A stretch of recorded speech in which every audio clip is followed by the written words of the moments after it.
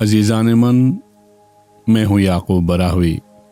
یہ مصر کے شہر قاہرہ میں حضرت امام شافعی رحمۃ اللہ علیہ کی آخری آرام گاہ ہے۔ ان دنوں کورونا اور لاک ڈاؤن کے باعث زائرین کے لیے زیارت بند ہے۔ یہ میری دوسری حاضری ہے۔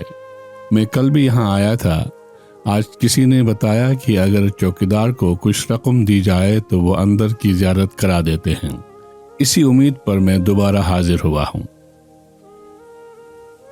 عزیزام، میرا شوق تو دیکھیے، میں چوکیدار کو منانے آیا ہوں، اس آرزو کے ساتھ کہ حضرت امام شافعی کی تربت کے پاس بیٹھ کر فاتحہ پڑھ سکوں اور آپ احباب کو بھی ورچوئل زیارت کرا سکوں۔ مگر یہاں پہنچ کر معلوم ہوا کہ چوکیدار کے پاس تو چابی ہی نہیں ہے۔ یہاں پیسوں کا لین دین چلتا ہے، جیسا کہ کل ہی کا ایک واقعہ ہے۔ یہاں سے کچھ فاصلے پر حضرت ابن حجر عسقلانی کے مزار پر پہنچے تو ویڈیو بنانے سے منع کر دیا، مگر کچھ رقم دیا تو اجازت مل گئی۔ عزیزام، قاہرہ میں قرافہ کے اس علاقے میں طبقہ اول کے عظیم صوفی حضرت ذنون مصری، حضرت ابو ذر رودباری مصری اور مشہور صحابی رسول صلی اللہ علیہ وسلم حضرت عقبہ بن عامر اور کئی محدثین اور علماء کے مزارات ہیں۔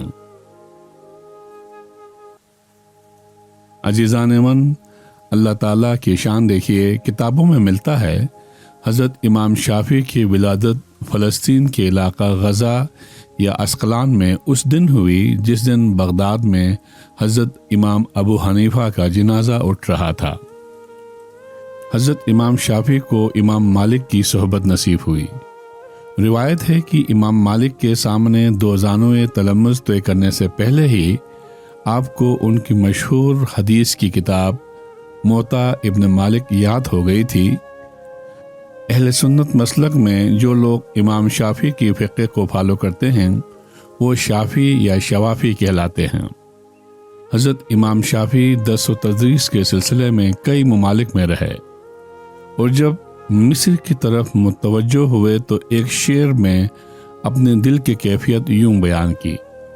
اس کا مفہوم یہ ہے: جانے کیوں جانب مصر شوق دل متوجہ ہو رہا ہے، یہ سفر کھٹن ہے مگر اطمینان پا رہا ہوں، شاید میری قبر کی مٹی مجھے یاد کر رہی ہے۔